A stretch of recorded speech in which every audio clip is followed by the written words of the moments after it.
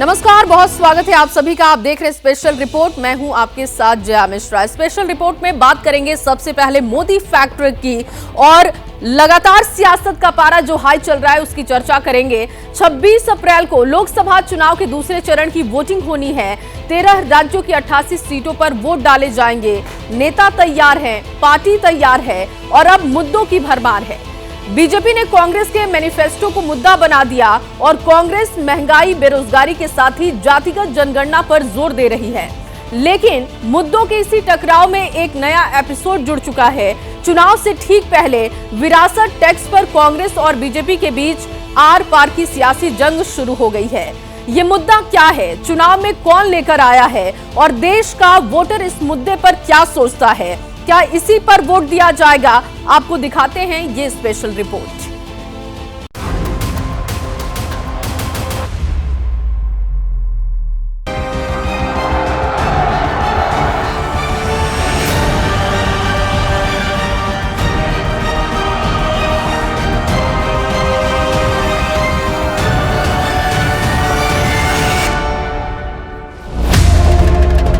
साहिवान, मेहरबान, कदरदान, चुनाव में मुद्दों का टिक टैक टो यानी जीरो काटा शुरू हो गया। चुनाव के पहले सीन में विकास, बुनियादी ढांचा, सुशासन, फ्री राशन की बात हुई। विपक्ष ने महंगाई, बेरोजगारी का दांव चला। अब तक मंदिर मुसलमान की बात नहीं आई थी, लेकिन पहले चरण के बाद हवा बदली, मुद्दे बदलने लगे। अब एक बार फिर कर्नाटका में कांग्रेस ने धर्म के आधार पर आरक्षण दे दिया है और इसके लिए उन्होंने गैर कानूनी तरीके से एक चालाकी की है। इन सबको ओबीसी कोटा में डाल करके ओबीसी को जो हक मिलता था उसका बहुत बड़ा हिस्सा उसने छीन लिया और धर्म के आधार पर दे दिया। और मैं गारंटी करके कह रहा हूं, जो कांचा जी ने कहा, आप लिख लो, जाति जनगणना को कोई शक्ति नहीं रोक सकती है। और जितना इसको रोका गया उतनी तेजी से, उतनी फोर्स से ये वापस आए। ये मेरे लिए राजनीति नहीं है, ये मेरे लिए लाइफ मिशन को छोड़ने वाला नहीं होगा।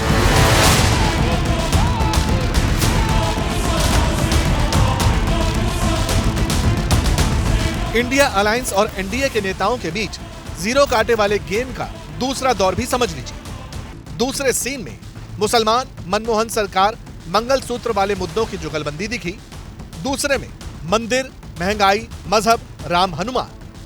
और तीसरे नंबर पर खिसक गया विकास, बेरोजगारी और वादा खिलाफी। ये कांग्रेस का मैनिफेस्टो कह रहा है कि वो माताओं बहनों का सोने का हिसाब करेंगे, उसकी जड़ती करेंगे, जानकारी लेंगे और फिर उस संपत्ति को बांट देंगे और उनको बांटेंगे जिनको मनमोहन सिंह जी की सरकार ने कहा था कि संपत्ति पर पहला अधिकार मुसलमानों का है।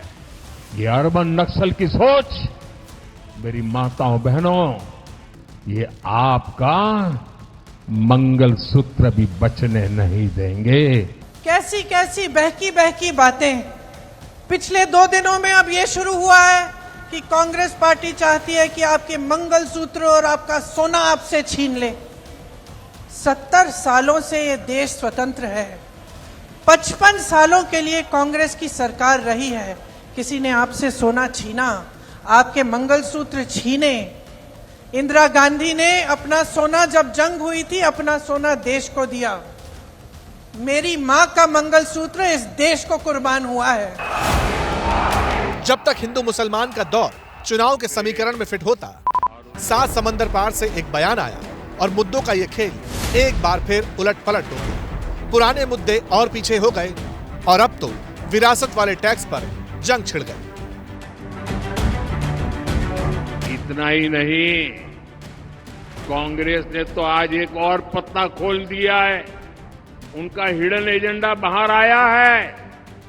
आज उन्होंने कहा है इनहेरिटेंस टैक्स, यानी विरासत में भी जो आपको मिली है, अब ये कांग्रेस कहती है कि आप अपने संतानों को वो संपत्ति नहीं दे सकते।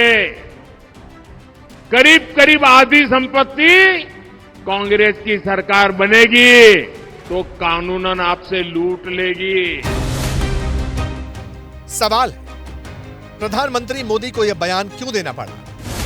क्यों दर्जन भर बीजेपी नेताओं ने संपत्ति, विरासत, टैक्स, जनता से लूट, कांग्रेस एक्सपोज, मनमोहन सरकार जैसे शब्दों को अपने बयानों का हिस्सा बनाया? तो क्या वाकई लोगों की विरासत, सोना चांदी पर कांग्रेस की नजर है? क्या वाकई कांग्रेस विरासत टैक्स लगाने के बारे में सोच रही है? क्या जनता की संपत्ति का बंटवारा हो जाएगा? तो आज साम पित्रोड़ा जी के बयान ने कांग्रेस का मकसद देश के सामने स्पष्ट कर दिया है। वो देश के जनता की निजी संपत्ति का सर्वे कर निजी संपत्ति को सरकारी खजाने में डालकर जो उन्होंने यूपीए के शासन में तय की थी प्रायोरिटी कि देश के संसाधन पर सबसे पहला अधिकार माइनॉरिटी और उसमें भी मुस्लिम लोगों का है, उस प्रकार से इसका बंटवारा करना चाहती है। आरोप की असली वजह और जवाब जानना है तो एक ट्रेंड को नोट कीजिए। एक बार जरा अपने कंप्यूटर या मोबाइल फोन वाले कीबोर्ड के 2 अक्षर ए और डी के बीच वाले लेटर को देखिए। क्या दिखा? एस दिखा ना? बस आज के सियासी ज्वार भाटे का जवाब यही अक्षर है। एस माने कांग्रेस नेता सैम पित्रोदा और उनका अमेरिका से आया एक बयान। Let me tell you, in America, there is an inheritance tax. So if, let's say, one has $100 million worth of wealth, and when he dies, he can only transfer probably 45% to his children. 55% is grabbed by government, which to me sounds fair. In India, you don't have that. So these are the kind of issues people will have to debate, discuss. कहते हैं एक idea, एक बयान चुनाव बना सकता है या नेता या पार्टी के लिए बिगाड़ भी सकता है। कांग्रेस के साथ शायद दूसरा वाला सीन हो रहा है। घुसपैठी, मुसलमान और मंगलसूत्र पर मोदी को प्रियंका गांधी ने काउंटर किया था। मोदी राम मंदिर की बात कर रहे थे तो राहुल गांधी अपनी हर रैली में महंगाई, बेरोजगारी के साथ जातिगत जनगणना का मुद्दा उठा रहे थे। लेकिन विरासत टैक्स पर इंडियन ओवरसीज के चीफ सैम पित्रोदा का एक स्टेटमेंट पार्टी की परेशानी की वजह बन गया। तो क्या दूसरे चुनाव की वोटिंग से ठीक पहले कांग्रेस का यह सेल्फ गोल है? शाही परिवार के शाहजादे के सलाहकार, इस शाहपीर परिवार के शाहजादे के पिताजी के भी सलाहकार, और ये परिवार उन्हीं की बात मानता है। कांग्रेस का कहना है कि वो इनहेरिटेंस टैक्स लगाएगी।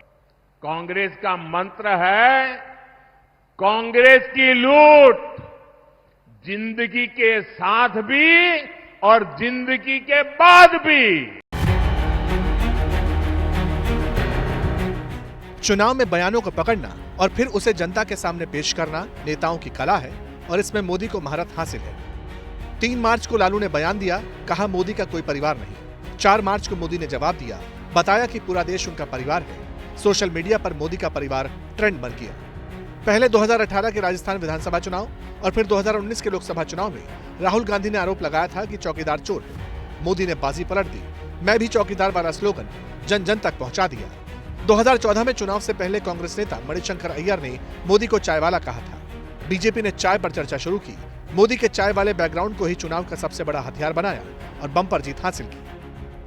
कुछ मीडिया रिपोर्ट्स में आया है कि इंडी गठबंधन वालों में चर्चा चल रही है, क्योंकि मोदी बार बार पूछता है कि बताओ भाई, इतना बड़ा देश किसको सुपुर्द करें? नाम तो बताना चाहिए भाई। आप बिना नाम इतना बड़ा देश किसी को सुपुर्द कर सकते हो क्या? ये लोग नाम बताने को तैयार नहीं है। आपके सामने नाम है ना, दूसरी तरफ नाम ही नहीं है। अब विरासत की बात हो रही है, मगर सवाल है कि इनहेरेंट टैक्स वाले बयान पर जनता क्या सोचती है, ये भी आपको समझाएंगे। लेकिन पहले आपको विरासत टैक्स की मोटी मोटी जानकारी देना जरूरी है ताकि आप इस मुद्दे से रूबरू हो जाएं। ये वो टैक्स होता है जो किसी व्यक्ति की मृत्यु के बाद उसकी संपत्ति के बंटवारे पर लगता है, यानी जब मृतक की संपत्ति उसके बच्चों को ट्रांसफर की जाती है तो ये टैक्स लगता है। अमेरिका के कुछ राज्यों जैसे Iowa, Kentucky, Maryland, Nebraska, new Jersey और पेंसिल्वेनिया में ये टैक्स लगता है। अब सवाल है कि क्या भारत में भी ये टैक्स लागू है? जवाब है नहीं, लेकिन पहले लगता था, वो भी दूसरे नाम से। भारत में 1953 में एस्टेट एक्ट में संपत्ति के बंटवारे पर टैक्स का प्रावधान था, लेकिन 1985 में तब की राजीव गांधी सरकार ने इसे खत्म कर दिया। विरासत वाले टैक्स पर सैम पित्रोदा का बयान आया, बीजेपी ने जवाब दिया, चुनाव का मुद्दा भी बन गया। लेकिन जनता इस बारे में क्या सोचती है? कांग्रेस नेता के बयान पर देश के वोटर का मूड क्या है, ये सुनना भी जरूरी है। सबसे पहले तो ये कि जो सैम पित्रोदा ने कहा, ये कहा कि भाई परिवार की संपत्ति ले लेना चाहिए, लेकिन वो किस परिवार की संपत्ति लेना चाहते हैं? क्या अपने परिवार की संपत्ति से सबसे पहले सैम पित्रोदा और राहुल गांधी से पूछा जाए कि क्या तुम अपने पिता की संपत्ति देने को तैयार हो? ऐसा नहीं कि जनता के लिए बना दें या सिर्फ ये नियम सिर्फ हिंदुओं के लिए बना दें, आप दूसरे को छोड़ दें। तो आपकी नीयत क्या है? पहले तो सबसे पहले इस बात पर चर्चा होना चाहिए। तो पहले ये इन्वेस्टिगेशन का विषय है कि वो जनता को कितनी सुविधा देती है इसके एवज में।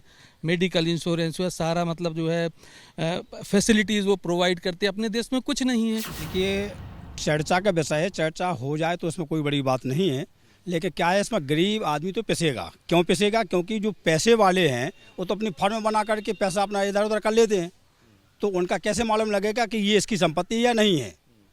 तो गरीब आदमी को इसमें नुकसान होगा। और चर्चा कर सकते हैं, लेकिन चर्चा हो तो मंदिरों का हो, मस्जिदों का हो, सारे ट्रस्टों का हो, प्लस जो फर्म है उनका भी पैसा जाना चाहिए। कम से कम जो उसका सीईओ है उसकी डेथ होने के बाद कम से कम गवर्नमेंट उसका जाना चाहिए, तब तो ये ठीक है। भारत का और अमेरिका का आपस में जो पूरा सिस्टम है वो भी अलग है। वहाँ के सांस्कृतिक मूल्य, जीवन मूल्य, जीवन जीने की पद्धति, लोगों के सोचने का तरीका, रहन सहन, वो सब अलग है। तो आप अमेरिका की तरह भारत को पूरी तरीके से डिक्टेट नहीं कर सकते। और दूसरे नंबर पे ये है कि उनके बयान लगातार पहले भी आते रहे, वो हमेशा नेगेटिव रहे, तो इसलिए पब्लिक को उन पर ज़्यादा भरोसा नहीं है। सैम पित्रोदा के बयान से तो खुद कांग्रेस के नेता ही इत्तेफाक नहीं रखते हैं। तो ये कांग्रेस की विचारधारा से अलग या पार्टी से अलग जाके अगर कांग्रेस का कोई नेता बयान दे रहा है तो उसके ऊपर कार्रवाई भी तो नहीं होती है।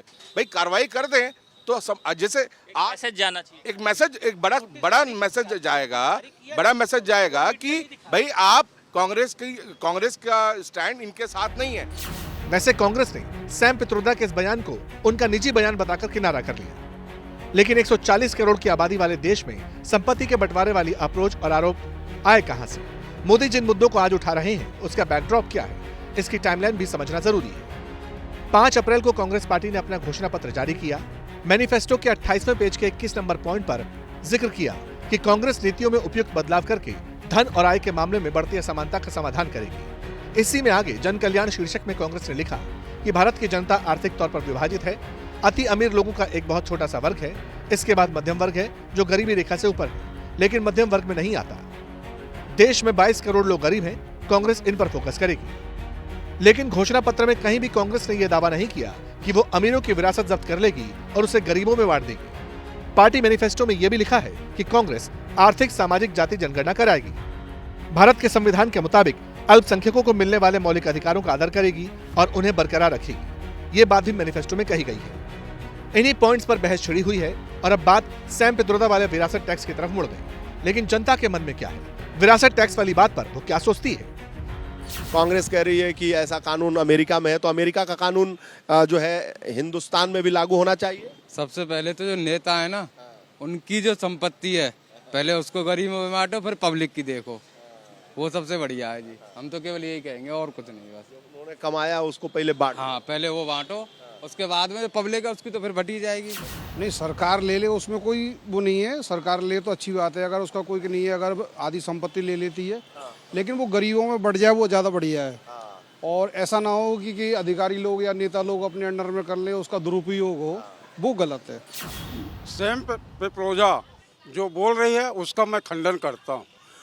जो भारतीय जनता पार्टी लोग देने पर विश्वास करती है, ना कि लेने पर, और जो कांग्रेस वाले लोग बोलते हैं कि हम उसको लेंगे, वो बहुत गलत है। बिल्कुल उसको नुकसान उनको भुगतना पड़ेगा, क्योंकि ऐसी बयानबाजी से बचना चाहिए। ये लोकसभा का चुनाव है और यह लोक तक जन तक ये चीज़ें पहुंचती हैं, तो जन तक अपने आप को खुद डिस्पोज कर रही है, तो ऐसी चीज़ों से उनको बचना चाहिए। तो वाकई में सही कहा हमारे मित्र ने, सेल्फ गोल कर रही है कांग्रेस और ऐसी चीज़ों से उनको बचना चाहिए। ये सबसे बड़ी बात है कि एक देश में आज जो देश है युवाओं का देश है, और अधिकतर जो वोटर्स हैं, लगभग 62 से 63% जो वोटर्स हैं वो युवा है, और उसमें युवाओं के साथ साथ उतनी ही हिस्सेदारी महिलाओं की भी है। आज युवा और महिला जो है वो इन सब बयानों पे ध्यान नहीं दे रहे हैं। आज वो देख रहे हैं कि कौन सी शासन देश में क्या कर रही है। और देखिए, कोई कितना भी बात कर दे, आफ्टर ऑल परफॉर्मेंस के बाद जो रिजल्ट आता है, रिजल्ट डज मैटर्स, रिजल्ट बता देता है कि जनता का मूड क्या है। और चलिए एक बार फिर से बात करेंगे सियासत की। राजनीति में सिर्फ एक बयान के बाद पूरी कहानी बदल जाती है। फ्रंट फुट पर खेलने वाला बैक फुट पर आ जाता है और बैक फुट वाला फ्रंट फुट पर आकर बल्लेबाजी करने लगता है। मंगलसूत्र पर शुरू हुई महाभारत में अब तक तो कांग्रेस और बीजेपी के बीच बराबरी का घमासान चल रहा था। मोदी के वार पर विरोधी पलटवार कर रहे थे, लेकिन अमेरिका में बैठे राहुल गांधी के अंकल सैम पित्रोदा ने संपत्ति को लेकर जो बयान दिया, उसके बाद ये पूरा गेम बदल चुका है। कांग्रेस इस बात की सफाई देने में जुटी है कि जो सैम पित्रोदा ने कहा वो कांग्रेस पार्टी की लाइन नहीं है। ये रिपोर्ट देखिए। कांग्रेस के शाहजादे का कहना है कि ये देश के हर घर, हर अलमारी, हर परिवार की संपत्ति का एक्सरे करेंगे। ये संपत्ति इकट्ठी करके किसको बांटेंगे? जिनके ज्यादा बच्चे हैं उनको बांटेंगे। ये आपका मंगलसूत्र भी बचने नहीं देंगे।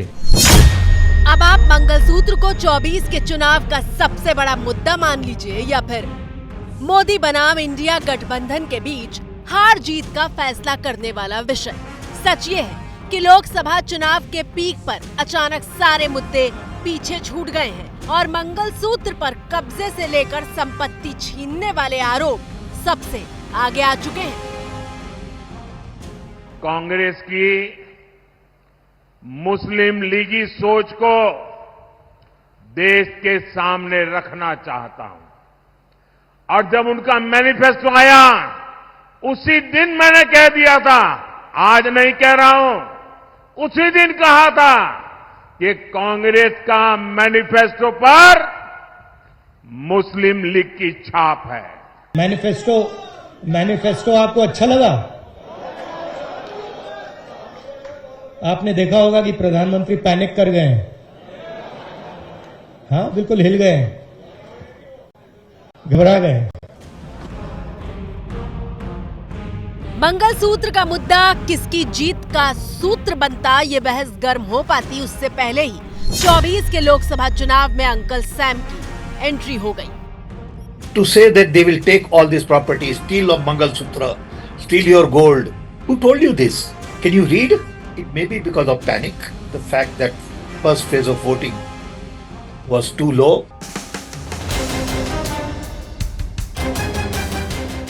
सैम पित्रोदा ओवरसीज कांग्रेस के अध्यक्ष हैं। आज की पीढ़ी इस नाम और चेहरे से भले ही बहुत ज्यादा वाकिफ नहीं है, लेकिन देश में जब यूपीए की सरकार थी तो इनका कद इस बात से समझिए कि मनमोहन सिंह के प्रधानमंत्री रहते हुए देश की नीतियां बनाने वालों में सैम पित्रोदा एक थे। पूर्व प्रधानमंत्री राजीव गांधी के दोस्त और राहुल गांधी के अंकल सैम रहते तो अमेरिका में हैं, लेकिन जिस तरह से उन्होंने मंगलसूत्र और संपत्ति वाले मुद्दे पर बयान दिया है, उसने चुनावी गेम को पलटने का काम किया है।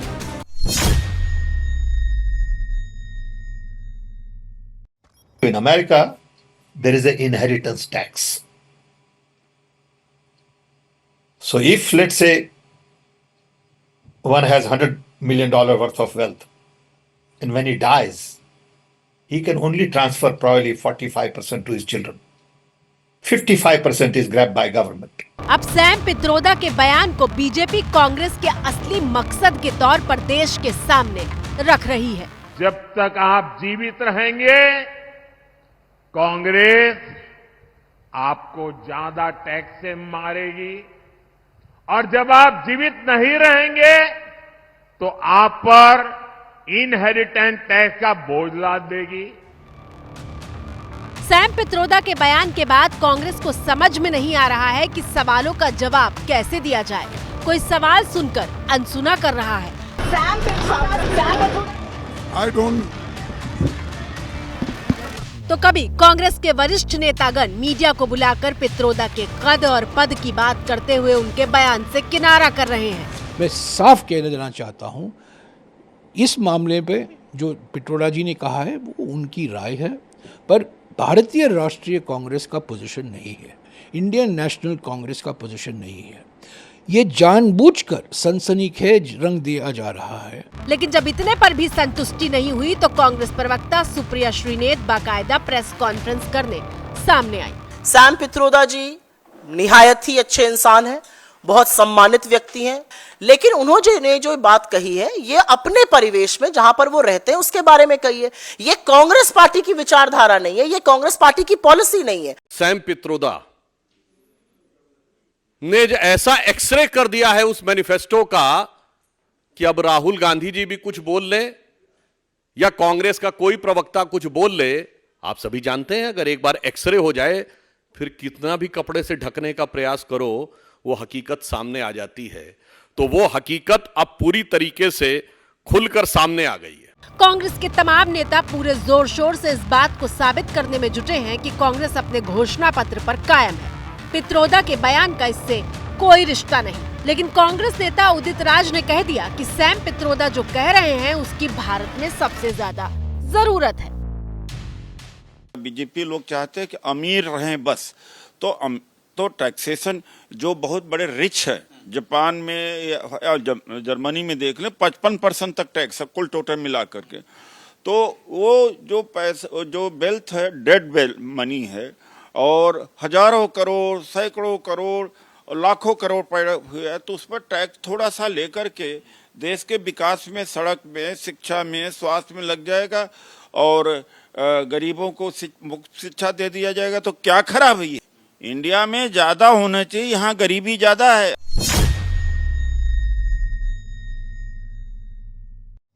वैसे देश जानता है कि सेल्फ गोल के मामले में कांग्रेस का ट्रैक रिकॉर्ड कैसा रहा है। कांग्रेस में सेल्फ गोल मारने वालों की कमी नहीं रही है। मंगलवार तक स्थिति ये थी कि ये पूरा का पूरा गेम पलटा नहीं था। प्रधानमंत्री मोदी चुनाव के माहौल में कांग्रेस पर आरोप लगा रहे थे और प्रियंका गांधी अपने ही अंदाज में उसका जवाब दे रही थी।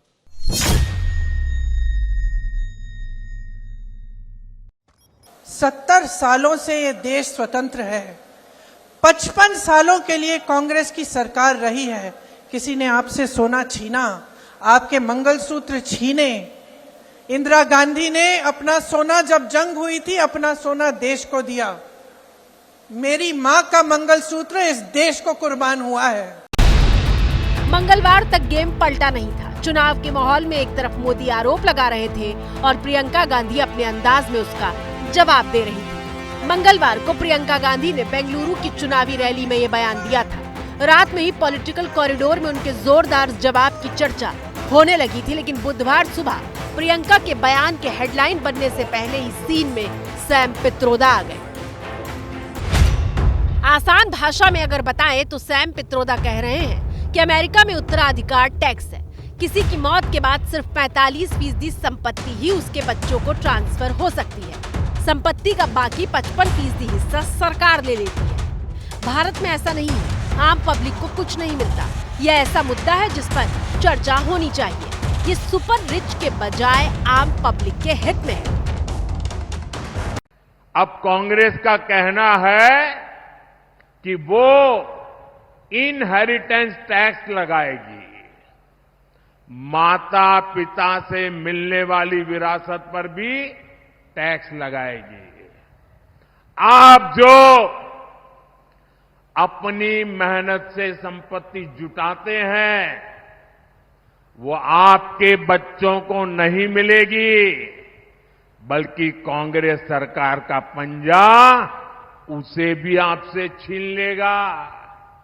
कांग्रेस का मंत्र है, कांग्रेस की लूट जिंदगी के साथ भी और जिंदगी के बाद भी।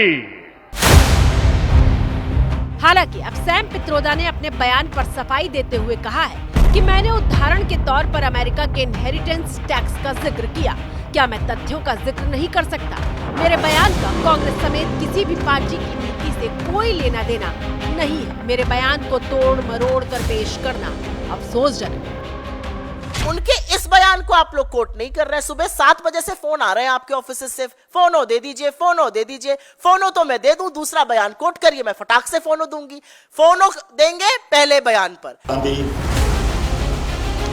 सैम पित्रोदा बयान से किनारा कर रहे हैं, लेकिन इसमें कोई शक नहीं है कि विरासत टैक्स की वकालत करके पित्रोदा ने एक नई चुनावी बहस को जन्म दे दिया है। ऐसा पहली बार नहीं हुआ है कि सैम पित्रोदा ने सेल्फ गोल करने वाला बयान दिया है। वे पहले भी विवादित बयान देते रहे हैं। साल 1984 के दंगे को लेकर के भी पित्रोदा के बयान पर बवाल मचा था। अब क्या है 84 का? बात तो करिए, आपने क्या किया 5 साल में, उसकी बात करिए। 84 में हुआ तो हुआ, आपने क्या किया?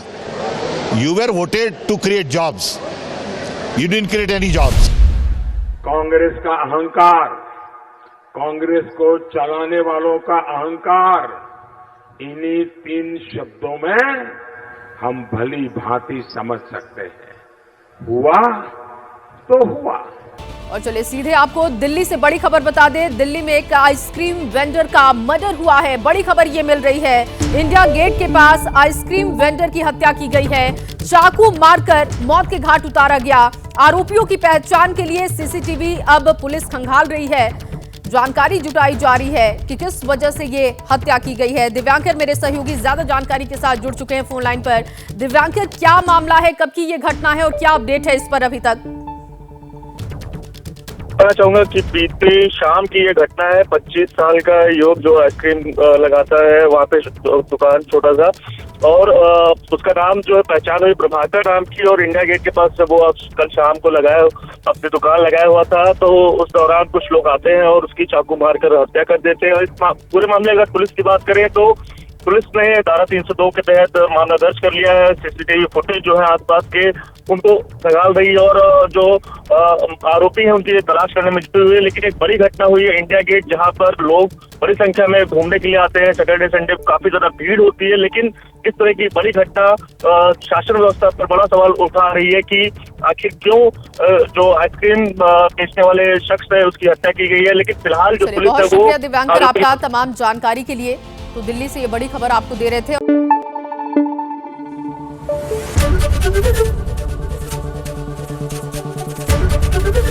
एबीपी न्यूज आपको रखे आगे।